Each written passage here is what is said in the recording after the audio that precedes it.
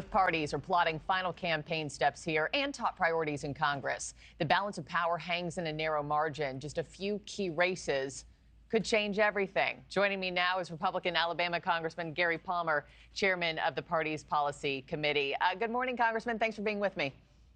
Good morning, Markie. Thanks for having me on. So just for starters, any predictions as to next week or how the balance of power shakes out in Congress?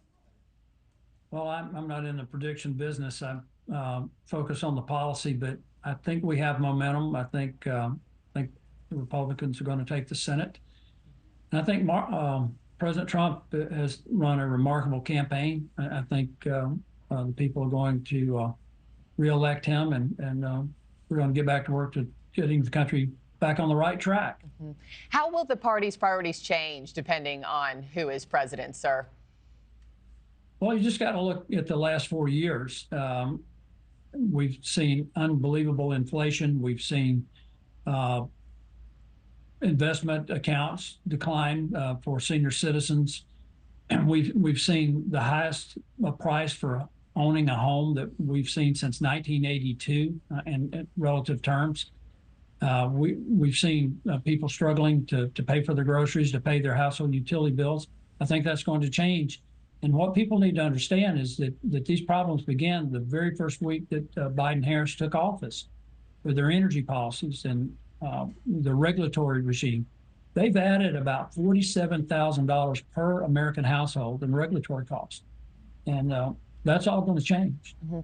And just speaking for yourself, what would your very top issue be to address in a GOP-controlled House? Well, we've got to secure our border, and that's going to be one of our top priorities. And the other thing is we got to bring down inflation.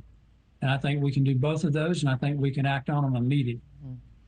And tell me, say, speaking of hypotheticals here, say Kamala Harris is to win, how would a Republican House move the needle and bring about change when it comes to the southern border with her in the White House? What does that look like?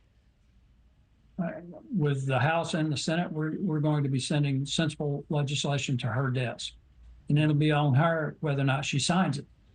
And I think we've got to start with opening up our energy resources. We've become dangerously reliant on China for critical minerals and some of the things that we absolutely have to have for our economy and for our national security.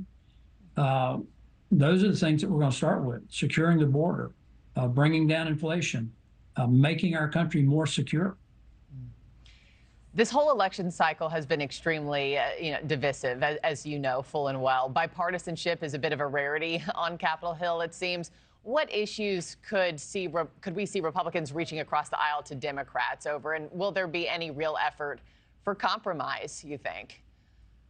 Well, I would hope that my Democrat colleagues would be willing to work with us on our national security, and that starts with securing our own critical minerals and reforming our permitting processes, opening up our energy resources to bring down the cost of groceries, the cost of living for people all across the whole spectrum, from families struggling to put food on the table for their kids to senior citizens struggling to pay for their household utilities, their food, and their medicine. So I would hope that they'd be willing to work with us on those things. Yeah. We shall see. Congressman Gary Palmer, I have to leave it there. Thank you for your time this morning, especially during the midst of a very busy week for you. Appreciate it, sir. Thank you, Markie. Thanks for watching, everybody. Go to joinnn.com to find NewsNation on your television provider. Also, don't forget to click that red subscribe button below to get more of NewsNation's fact-driven, unbiased coverage.